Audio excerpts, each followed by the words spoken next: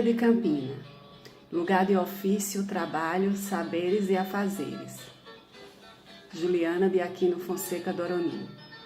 É com muita alegria que sento para escrever sobre a Feira de Campina, lugar de trabalho, sustento e lazer. Na igreja aprendemos: quem trabalha, Deus ajuda. Lá na Feira de Campina, todo feirante madruga. Cada feirante tem sua banca e sua preferência pessoal, pelo que ele mesmo produz ou revende do capital. O trabalho é bem pensado, mas também de tradição, passando de pai para filho, de geração para geração. Vou contar um pouquinho do trabalho daquele lugar, que se mistura com ofício e arte popular.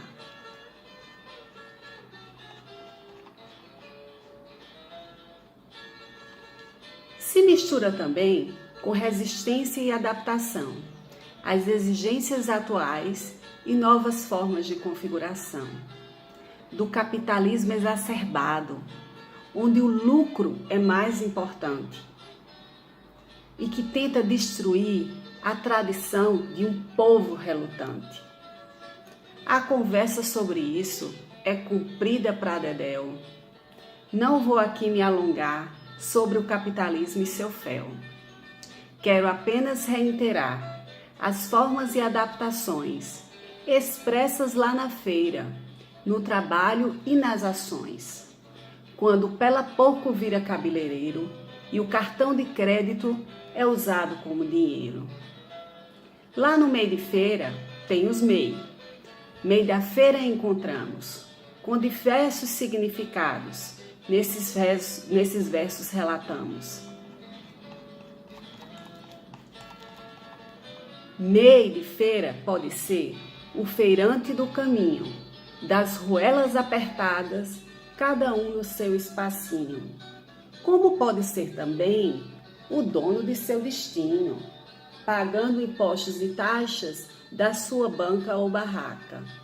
Tô falando para vocês do microempreendedor individual, palavra grande e comprida, onde o feirante é quase dono do seu capital.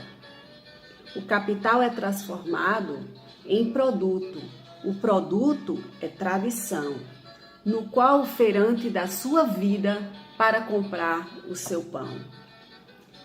Com o MEI se sentem mais seguros, como único donos dos seus negócios, dando adeus à informalidade ou ao seu ócio.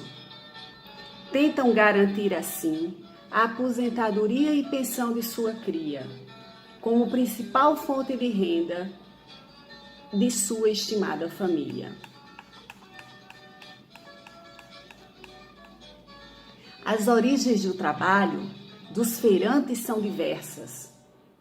Tem os do desemprego, do acaso ou tradição, como os filhos do patrão. Os feirantes são chamados de personagens do locus social, que possui saberes diversos e criatividade sem igual. Na Feira de Campina tem trabalho de todo tipo, tem até apresentação cultural lá no Pátio Central. Tem poeta cordelista, repentista e forrozeiro, roda de capoeira e também de violeiros. Os saberes são passados de geração para geração, onde a fé se propaga nas rezadeiras de plantão. As ervas medicinais são usadas para a cura, seja no mal olhado do menino e até na paixonite aguda.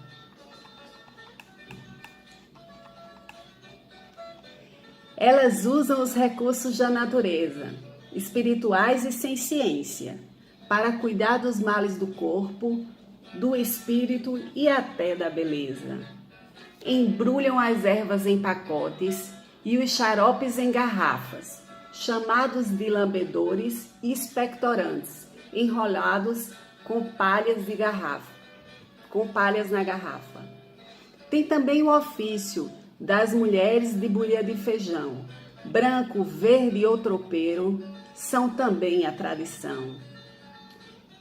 Nessa, duas irmãs se destacam, debulhando o feijão fresco para o almoço da freguesa ou da vizinha, pois madrugam todo dia. E no artesanato tem os balaios, cestos e caçoás, que são feitos por artesãos de muita tradição.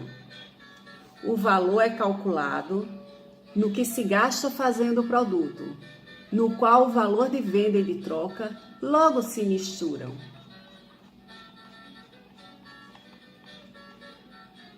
A hora de comer na feira é sagrada na tradição. Tem a gelada de seu Bio, a buchada de seu João. A gelada é suco de coco de tradição. Pode-se comer com pão doce, bolo e tapioca. Tudo depende da vontade do freguês em questão. E o modo de fazer foi mudado com o tempo, onde antes usava ralador, passando para raspador e hoje no liquidificador. Já a buchada é feita de miúdos, das vísceras de porco ou do bode cabeçudo. E é vendida no PF. Crua ou para cozinhar. O importante é ser fresco, sem nada congelar. Tem também o ofício do vendedor de fumo de rolo, que vende o produto, ensinando a fazer cigarro ou para o uso de charuto.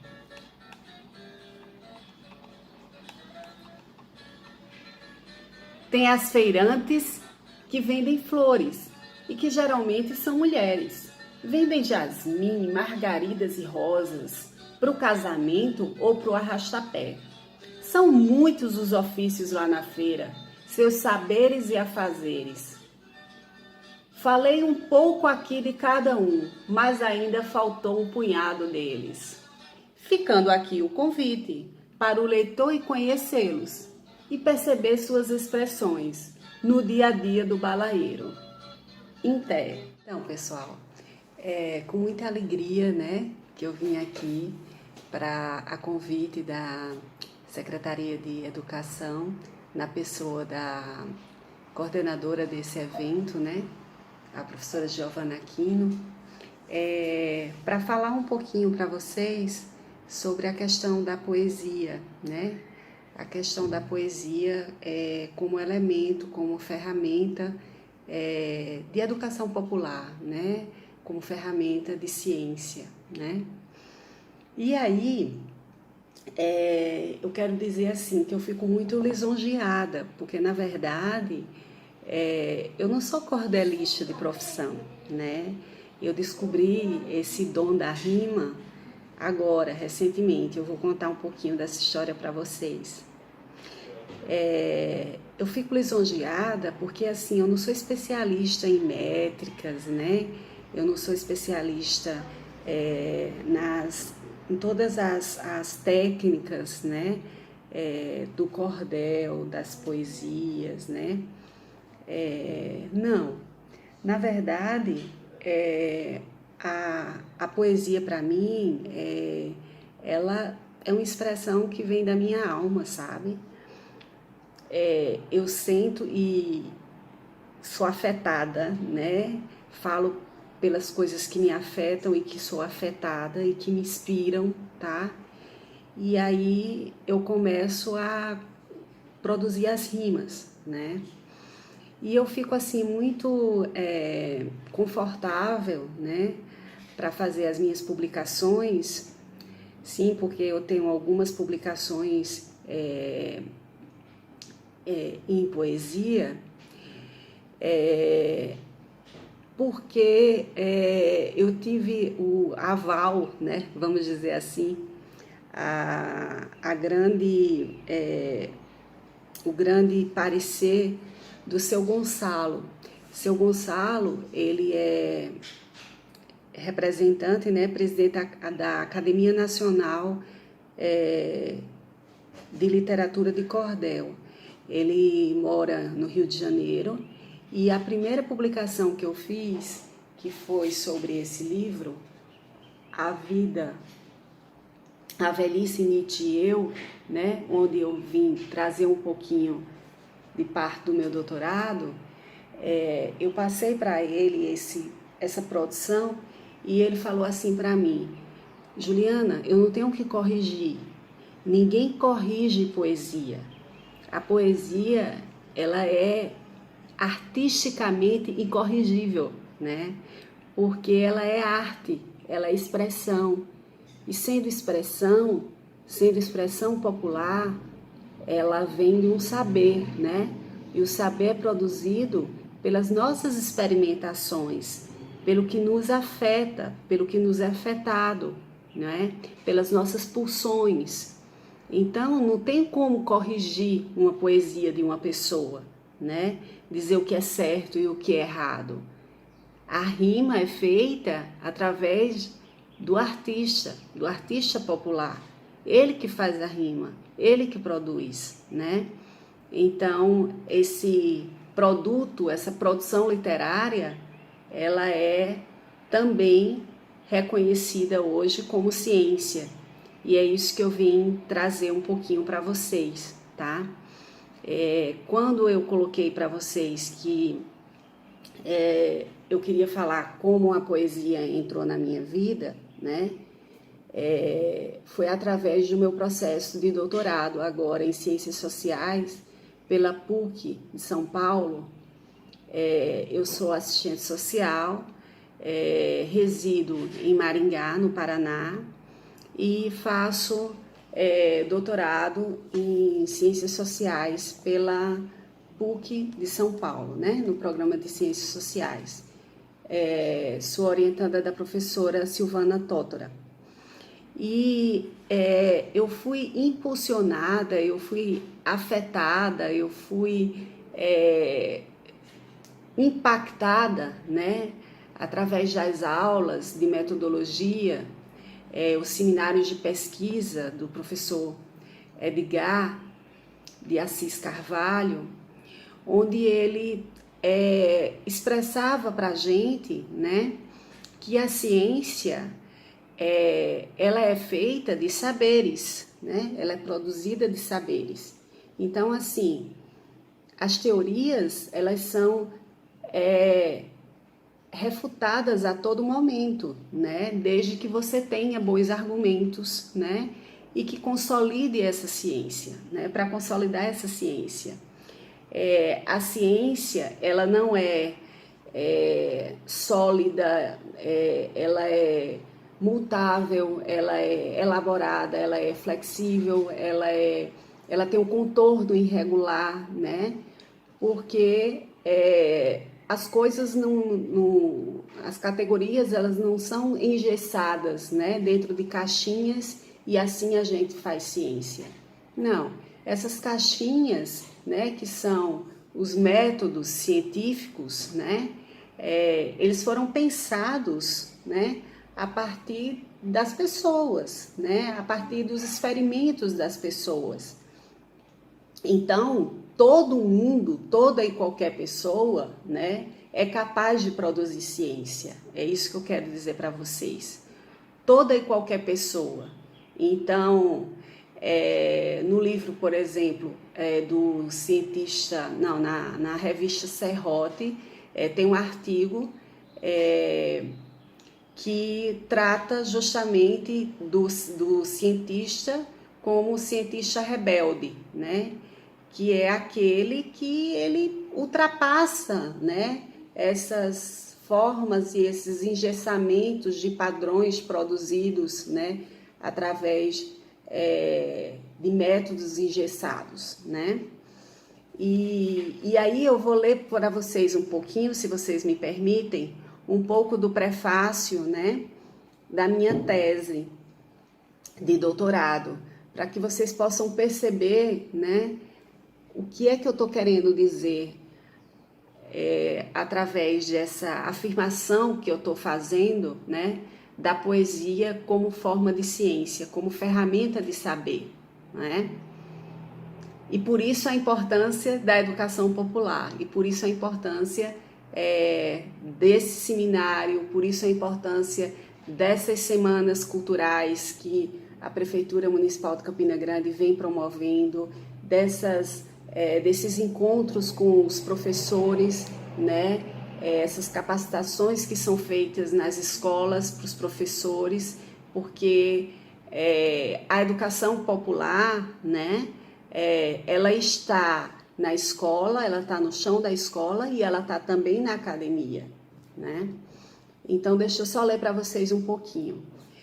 Eu falo assim, ó, a poesia como inspiração para a ciência. A inspiração da poesia popular utilizada expressa uma dinâmica diferenciada, capaz de motivar e ser motivada, a desconstruir parcialmente a formalidade das estruturas acadêmicas, mantendo a essência das introspecções e singularidades.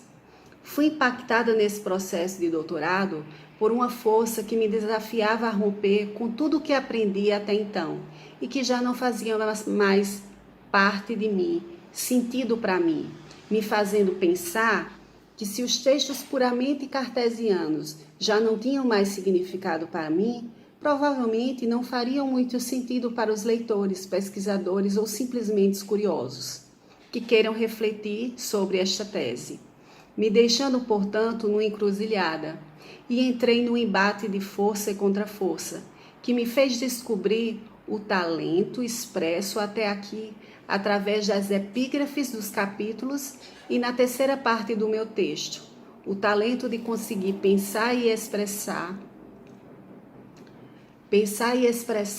o conhecimento apreendido nessa pesquisa, recriando-o através da arte das rimas, poesia e do cordel encantado, fazendo ciência, porém com pulsão pela criação e recriação. Nessa caminhada, cruzei com a leitura de alguns autores que me impulsionaram. Por exemplo, Deison, da revista Serrote, esse artigo que eu falei para vocês inicialmente, que trata da questão do cientista rebelde, né? O cientista como rebelde, ele me inspirou a liberdade de incluir na minha tese as minhas poesias, minhas criações e recriações, como nova ferramenta da ciência.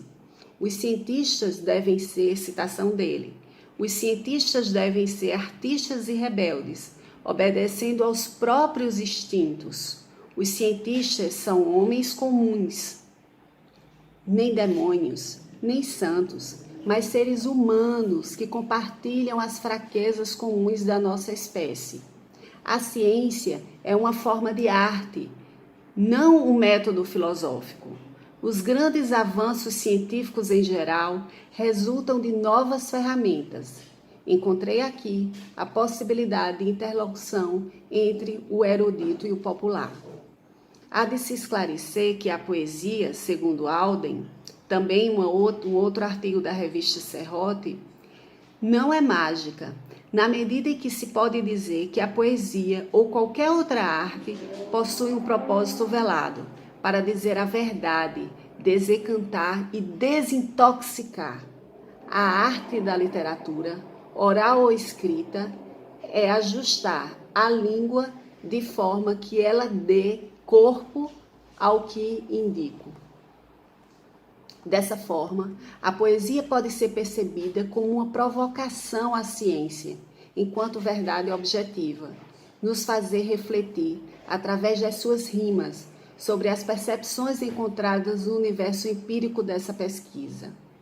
Ainda segundo Alden, escrever um poema é escrever duas musas, pois a escrita poética é diferente da escrita literária, no qual o verso é superior à prosa, e o poema é algo que instaura uma nova versão de mundo. Na França, a reforma do ensino médio no século passado queria voltar a ensinar poesia, pois foi percebido que, independente do curso em questão, a poesia é inspiração para a apreensão do conhecimento, criado e se distingue do conhecimento reproduzido e ou copiado, dando lugar para novas inspirações e motivações inconscientes de aprendizado. Dessa forma, através da poesia do cordel, inspirada pela minha veia nordestina, o desafio fascinante de trabalhar elementos da velhice e do envelhecimento como uma nova versão. A origem da etimologia da palavra cordel é ambígua, porém, alguns achados mencionam essa literatura, que teve início no século XVI, quando o Renascimento passou a popularizar a impressão dos relatos que pela tradição eram feitos oralmente pelos trovadores, e essa tradição vem da Europa, no século XVIII. Esse tipo de literatura já era comum, e os portugueses a chamavam de literatura de cego, pois em 1789, Dom João V criou uma lei em que era permitido à Irmandade dos Homens Cegos de Lisboa negociar esse tipo de publicação. No início, a literatura de cordel também tinha peças de teatro, como a de Gil Vicente escrevia. Essa literatura foi introduzida no Brasil pelos portugueses desde o início da colonização. Minha gente, eu não sabia, mas desde 2010 foi encaminhado pela Academia Brasileira do Cordel, ao IPHAN, Instituto de Patrimônio Histórico, Nacional, o pedido de registro para a literatura em cordel ser reconhecida como patrimônio. Por quê? Porque o cordel contribui com discussões de vários campos na área de conhecimento, como história, sociologia, antropologia, psicologia, serviço social, economia, política, entre outras, não sendo exclusiva de nenhuma delas, mas ao mesmo tempo contribuindo com todas elas. Para ser reconhecido como patrimônio, a literatura de cordel necessitou estar adequada às características das referências culturais, a fim de ser reconhecido e registrado, no qual, para análise e identificação do bem, necessita atender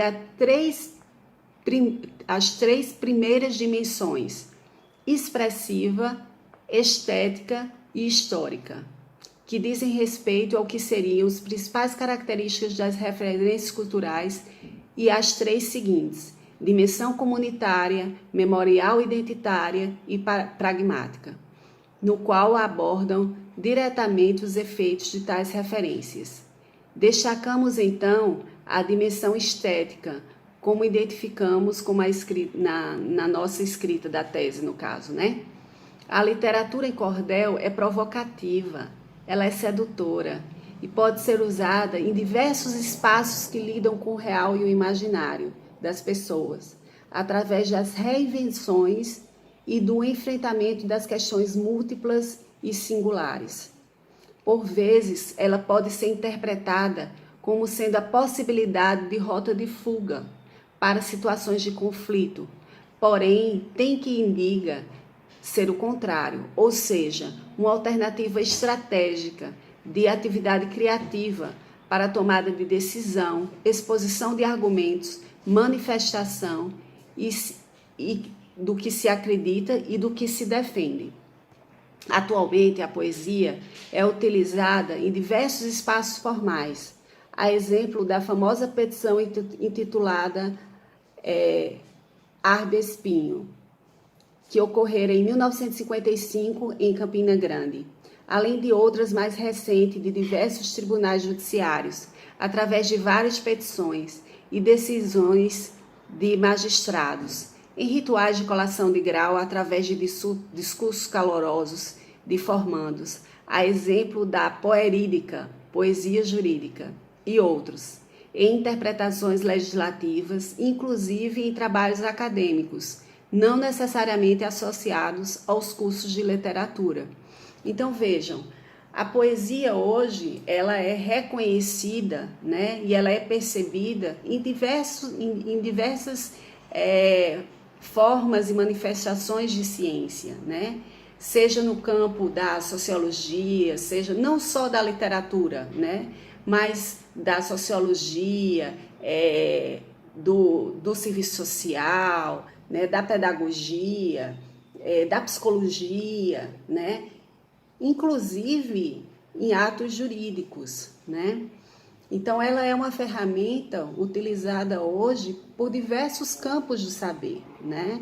Justamente por essa característica de ser impactante, por essa característica de ser sedutora, mas ao mesmo tempo fala a verdade, né?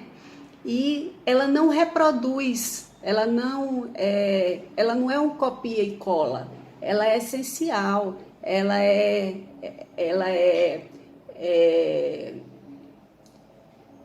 inspiradora, ela é original, não é?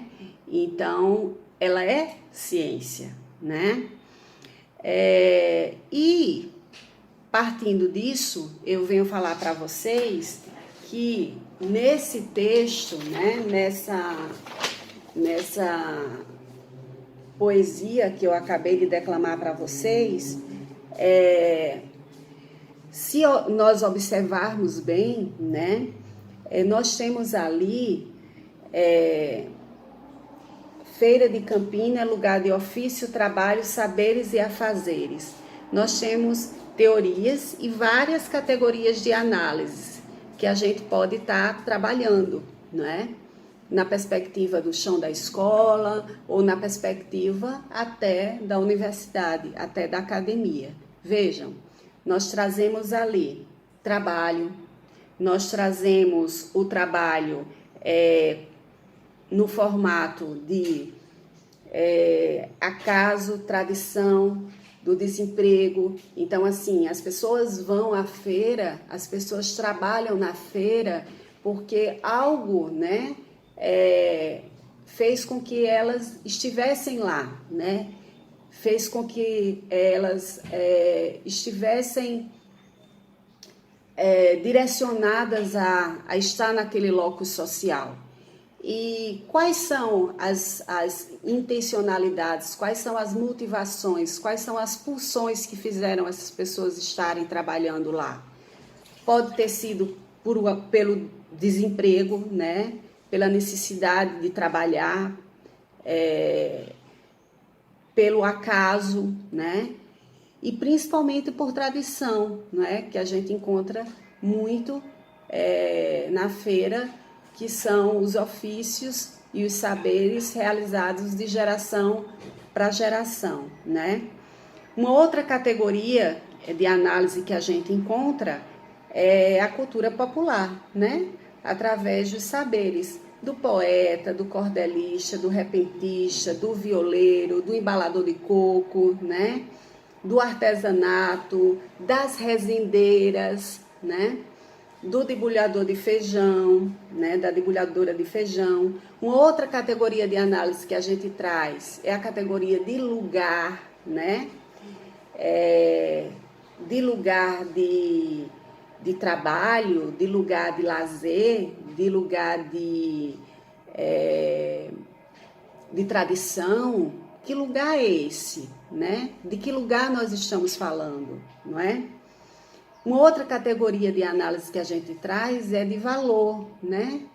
O valor de troca, o valor de venda, né? O valor do meu produto, o trabalho que eu emprego nele, a força de trabalho que eu emprego, né? Uma outra categoria é a categoria do feirante, né, através dos personagens como locus social, a feira sendo o locus social dele, né? Então, esse feirante relutante, esse feirante resistente, esse feirante sobrevivente, né? Os modos de fazer é uma outra categoria que a gente traz, né? Que são preservados ou adaptados, né? Quando a gente traz, por exemplo, a gelada, né? Do seu bio através do coco, né? Que é a gelada do coco, que é super famosa lá, onde era inicialmente raspado o coco, né? Depois ele vem para fazer essa gelada, né? Ele usava o ralador, depois o raspador, depois o liquidificador. Então, essas formas de expressão de saberes que se multiplicam e que se diferenciam e que se transformam, né? Uma outra questão também que a gente traz, quando a gente fala dessas transformações, é a questão do cartão de crédito, né? Que o cartão de crédito é inserido na feira como dinheiro, né? Então, o cartão de crédito como dinheiro, o pela-porco como cabeleireiro, certo? Então, isso tudo são categorias sociais, né? Que a gente vem trabalhando, né? Um destaque que eu dou para essa minha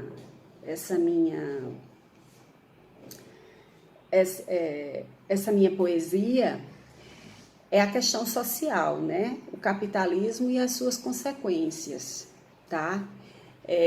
Eu trago um pouco uma reflexão sobre os MEI, né? E aí eu trabalho os MEI como o MEI de feira, que é aquele MEI, o balaieiro que fica nos labirintos da feira, né? Com aquelas cestas, né? Colocadas com os produtos dentro, e aí, ou passando com alguma coisa pesada, não é? O trabalhador, e aí ele fala, sai da frente, sai do MEI, sai do MEI, sai do MEI.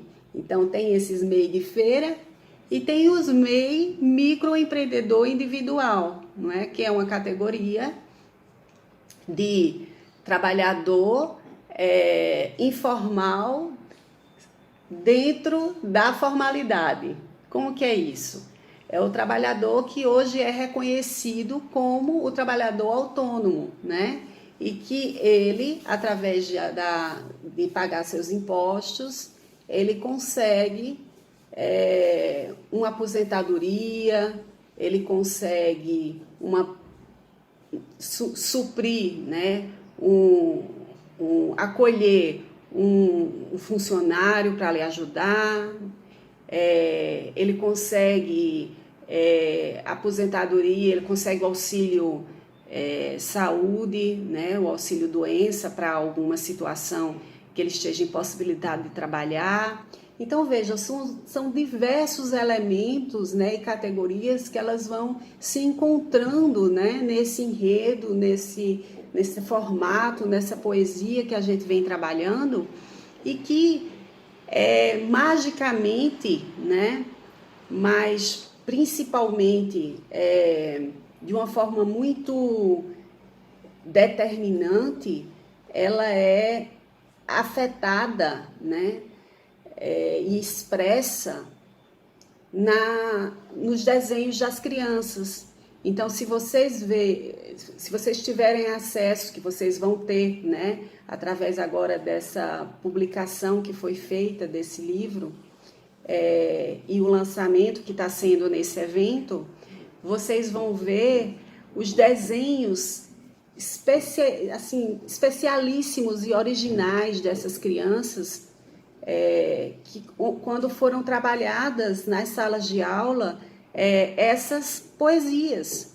Então, eles expressaram através dos desenhos o que de fato, como de fato eles foram afetados pela poesia, né? E é interessantíssimo os desenhos que eles fazem e essas formas de expressão, né? Como que eles pensam, né? Isso tudo. Então, eu vou finalizar, tá, a minha fala, parabenizando a Secretaria de Educação, na pessoa incansável, né, da professora Giovana Aquino e a sua equipe, né, através do setor específico de patrimônio, né, agradecer e parabenizar o IFAM, né, o pessoal, a equipe do escritório de João Pessoa, da Paraíba, que tem acreditado, né, e formado grandes parcerias com a Prefeitura Municipal de Campina Grande, como exemplo desse evento, né? E queria destacar duas coisas, tá? A primeira é que experiências como essa, elas são interessantes para salvaguardar a feira, que hoje é o maior patrimônio de Campina Grande, né? Em bem cultural, material e imaterial, tá? E destacar o segundo elemento que eu acho que também é importante, tá? Que é a preservação da educação popular, né? Como ferramenta pedagógica. Mas não só como ferramenta pedagógica, mas como ferramenta também política, né? Pois é através das ações que fazem